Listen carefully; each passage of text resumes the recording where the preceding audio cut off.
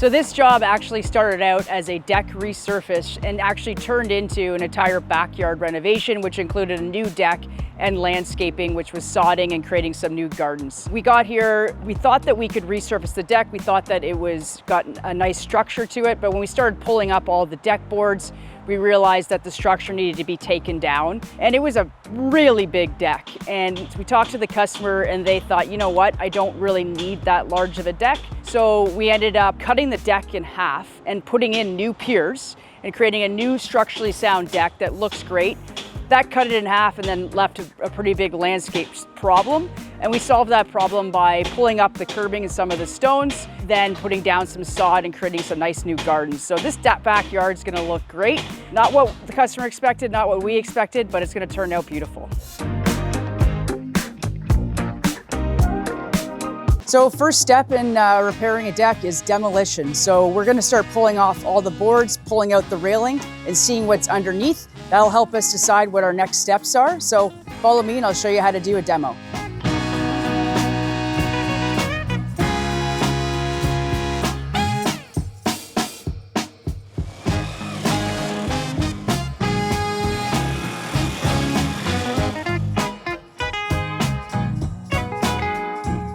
So the homeowner used to have a hot tub inside their deck. So there's a big hole in the middle of the deck. They're not gonna replace the hot tub, so they want it decked over. So in order to put the decking on, we're gonna add some joists underneath the deck to add support, and then we're gonna redeck this area.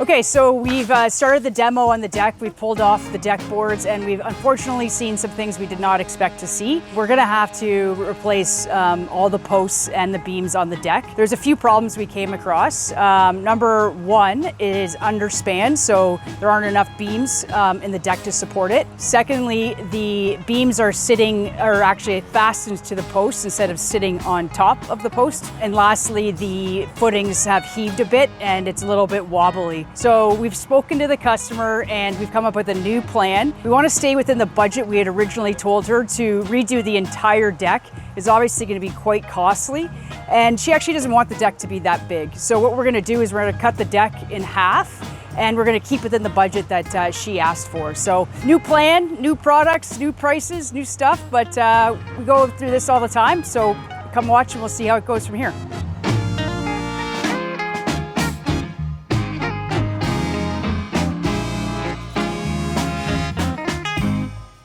So we got to this project, we were hoping that we could salvage the framing of the deck. Because you never know when you pull off the decking what it's gonna be like. We pulled it up, we saw that it wasn't built correctly, so we had to start again.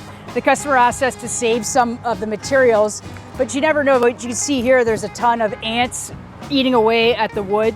None of this wood is salvageable, unfortunately, to reuse. And until you pull these deck boards off, you really never know what you're gonna see under there. And this is another example. All right, so I'm just coming in to check on the progress on day 3 of the deck build. You can see here we've got, we had our piers set. We had to wait 24 hours for the concrete to set before we put some saddles down and put the posts on. The next step was to put a beam along the posts, but also put the ledger board back on and then add some beams for the framing and support. So just here to check on the guys and see how it's going.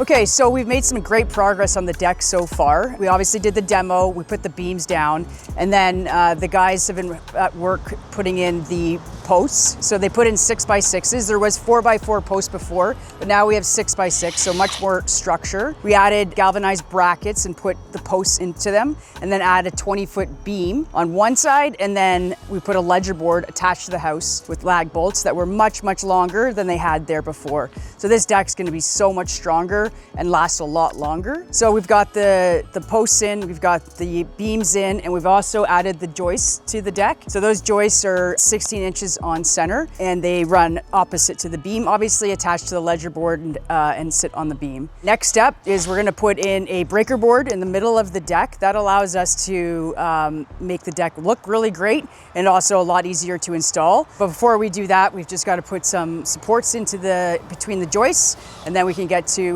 laying some deck boards. One thing we picked up overnight was a framing nailer. This DeWalt framing nailer works with a compressor, and it makes quick work of building decks. It's about $500 from Home Depot. Time is money, and if you can get a tool that's going to save time, you're really going to be able to make quick work of it. So this has made 20-minute jobs take 3 minutes, so it's made us expedite the job. So if you're looking for a good nailer, this is a great nailer from DeWalt. So this afternoon we're making some really good progress. The guys have been able to get the rim board put on around the deck. They put all the joist hangers in, and they've put in the breaker board so that they can get ready to put the deck boards down. So right now the guys are working on putting in blocking in between the joists. It's a really important step for making it a really strong, structurally sound deck. It helps with lateral movement of the joist, but it also helps with the up and down movement of the joist. So sometimes people forget to put this blocking in, but it really adds to the structural stability of the deck. So one of the things that we really like to do on decks is put in a breaker board, or the other option to use is a split board where you have them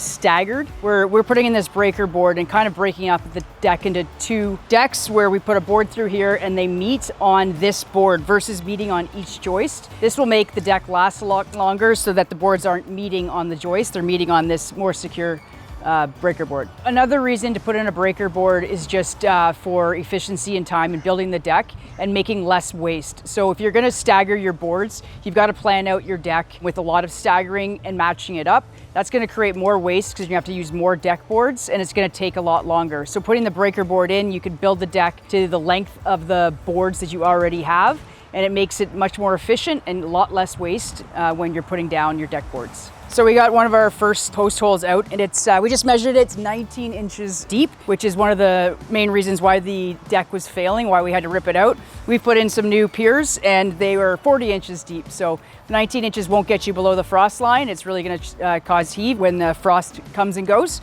So this is a good example of why the deck was failing. So one consideration you have when you're building the deck is you want to decide whether you're going to use a ledger board and attach the deck to the house, or whether you're going to float the deck by adding piers, posts, and another beam right up to the house so that all of the structure goes down into the posts instead of being transferred into the house. So a few benefits of floating the deck is that it's going to be stronger. So if it's sitting on posts and a beam, it's going to be a stronger deck. You can add some breathing room between the deck and the house, so there's some airflow in there, and you're not putting bolts into the house, which can add moisture and things to your house. It's not a bad way to do it, but if you're going to add posts and another beam, you're going to add additional costs as well.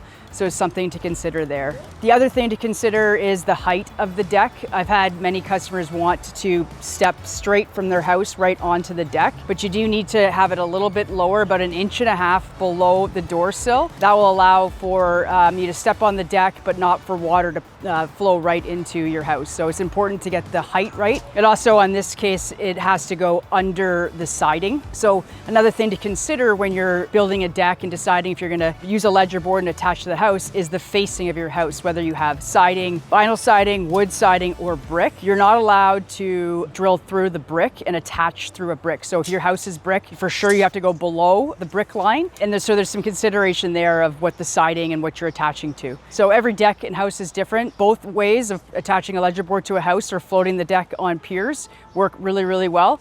Just depends on what's going on your property. Getting your materials on site is another challenge or something that often comes up. We got these delivered from Home Depot, and when we order and have something delivered from any supply store, we actually try to get about 20% more than we need, because you're inevitably every time going to get some boards that are a little bit wobbly and not going to work for you. And you certainly don't want to install wood that's not if it's split, if it's a little bit bowed or anything, you don't want that on your deck. So ideally you go to the supply store, and this is the same for any wood supply store. I'm not going to say one's better than the other. If you go to any of them, you're going to find that they have stacks of wood and all that wood isn't perfect, and you want to be able to hand pick it. So you can either go to the store, hand pick, look at every board, make sure that it's in good shape and bring it to you, or you can have it delivered, order more than you need, and return the pieces that you don't like. So this is something that can really slow you down if you got just the right amount and you are stuck with a couple boards that aren't perfect. We build quality decks. We want to make sure that everything we're doing is with the best wood possible. We want these decks to last a long time. So we're going to take the extra time, make sure we have the good wood, good boards. We're either going to order extra stuff or we're going to go to the store and hand pick it ourselves. So I've taken you through all the steps to frame a deck, from starting with the design of how you're going to design it, how many piers you're going to use, your joists, how far apart they're going to be, and how you're going to attach it to the house or whether you're going to float the deck. So thanks for following me. If you liked what you saw today, you can like and subscribe, or give Absolute Home Services a call if you'd like us to do the work for you. Okay, so just checking in on the guys. We've made some great progress on the job. We've put in the piers, we put in the joists, we've attached a ledger board to the house, we've put in all the rim boards, we've put in a breaker board to separate the deck, and we put in blocking. The guys have also got some posts up for the handrails, and now we're working on building the stringers for the stairs. So it's gonna be a great day. I think we'll see some nice progress today.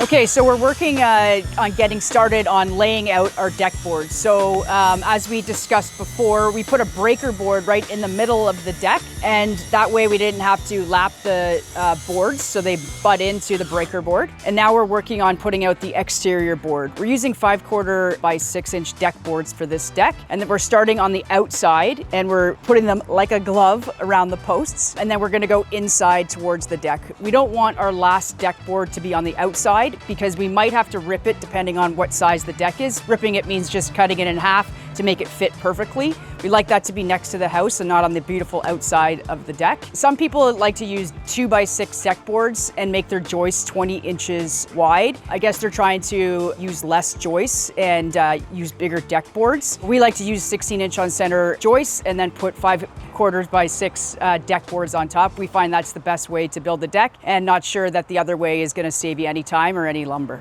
So we took some time and made sure that the posts and the deck boards met really nicely. That is a very challenging thing to do. You got to take your time and measure each board and each post and make sure that it fits perfectly and looks really nice. So we took the time to do the outside board and make sure we measured it so that the boards fit nicely into the posts.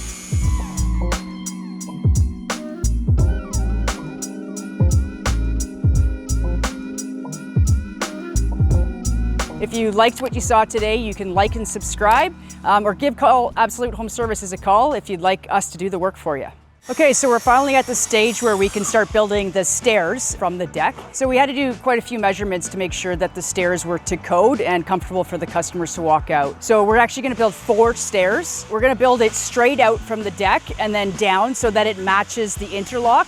Normally we'd go from the deck, step down 1, but this time we're gonna have the step go out so we can extend it a little bit further so we don't have to redo their interlock as well. It works out nicely to 5 stringers at 16 inches. So right now the guys are working on cutting those stringers. Cutting the stringers definitely takes some skill, some carpentry skill and some math and some time to just make sure you get it right. So what we did was we measured the height of the deck at 28 inches. We divided that by 7. We wanted our riser to be 7 inches high. That you don't want it to be more than 8. It needs to be less than 8 inches. So 7 inches works out perfectly to 4 stairs for us. And we're gonna make it the run about 11 inches as well. So that's 2 deck boards wide. So what we do is we take all our measurements and we take our time and we do it right to make sure that the first stringer is laid out really nicely. And then once we cut the first stringer, then we template it by drawing on it and making sure that they all match. You don't want to do each stringer individually because they could be off by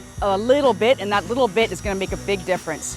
So we take our time, make the first one really well done, and then we copy it 4 more times and using the original one as a template. So the stairs, they're a small part of the deck, but they do take some really good carpentry skill. Luckily, we got a great team to take care of it for us. So these kits for railings are fantastic. We just picked them up at Home Depot. They are inexpensive and they look great on your deck. So all you have to do is put in some 4x4 posts, and then you get this kit that has the bottom and top rail and the black baluster that you're gonna put in. It simply just fits into the bottom 2x4. So this is a really simple way to build your deck railings. So other options, people in the past have used a lot of wood railings. So they have wood 2x4s on top and then wood spindles. That's in the past. A lot of people don't choose that one. This looks really good, but also these wood spindles rot out, especially on the bottom where the wood of the spindle meets the bottom. It gets a lot of snow sitting on there and then they all start to rot out. So you're gonna prevent rot with using this type of railing. Wood spindles also, I mean, they are a classic look, so people still do ask us to put in the wood railings, but this is an inexpensive option that looks really great. You could put in glass railings. That's really popular right now. So you could have frameless glass where you can't see any posts and they're held in with brackets, or you could have posts with glass as well. So then you can see through. That's a really cool look too that people ask us to do all the time. So thanks for watching today. We installed some railings on the deck and we put in 2 sets of stairs. If you liked what you saw today, you can like and subscribe below. And if you'd like us to come by and build some stairs and railing for you, give us a call at Absolute Home Services.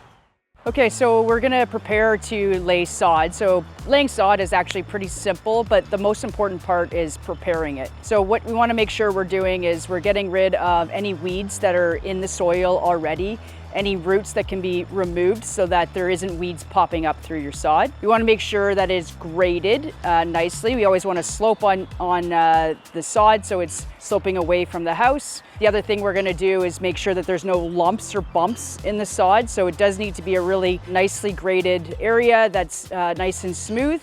We're gonna lay down some topsoil and then the sod. But preparation with anything is always really important. And with sod, making sure that we get rid of all those weeds, any roots and any lumps or bumps, and making sure we have a nice even area to lay our topsoil and sod. Part of the prep for your sod is to make sure you're getting rid of the weeds. So this is a scuffle hoe or a Dutch hoe. It's a great tool to use just to get rid of the weeds and go through the entire area and make sure that everything's pulled up. So we love this tool for prepping for sod. So the guys are working hard at prepping the soil for the sod. It's really important that the preparation is done properly. And the key to that preparation is making sure that we got rid of any roots and any weeds so that they don't come up through the sod. But then the next thing is to even out, level out all of the soil underneath so that we don't get lumpy parts and that it's graded properly. That does take quite a bit of time to fill in any of the divots, make sure there's no lumps, and make sure it's nice and smooth. Then we'll put down 1 inch of topsoil and then we'll start sodding. The sodding is actually quick work. The real work comes from the preparation of all the soil underneath. So guys are working hard at making sure it's nice and level.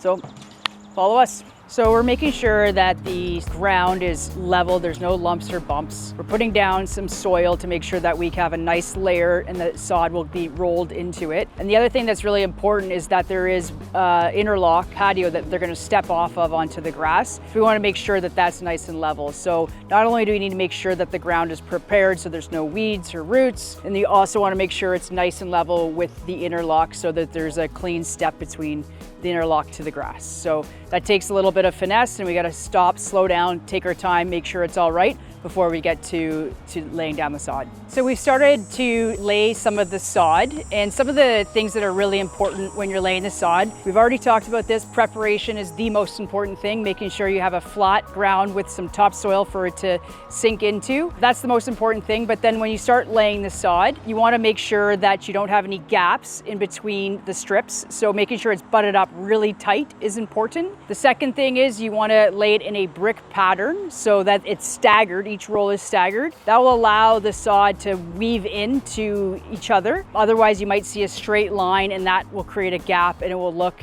awful and you might have to redo it. So a brick pattern is really important. We're also putting the sod up against other sod that's been here for a long time. So we need to make sure we spend some time making sure that it's level with the other sod so there's no drop or step up from the old sod to the new sod. And then once you've laid all your sod, we're gonna roll it so that it sinks into the nice layer of topsoil we have, and make sure that there's no bumps or lumps in the sod. Once we've got all our sod laid, then the next 2 weeks are really important. You know, it's actually pretty hot right now, so we're gonna make sure that we're watering it every single day for at least the first 2 weeks.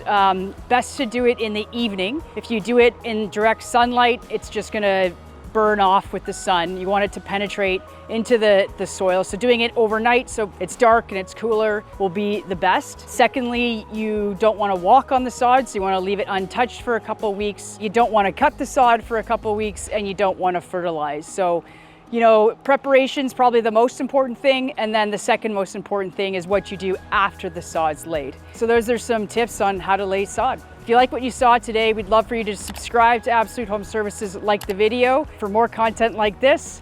If you'd like us to come by and do a backyard project and sodding for you, we'd love to help. Give us a call at Absolute Home Services.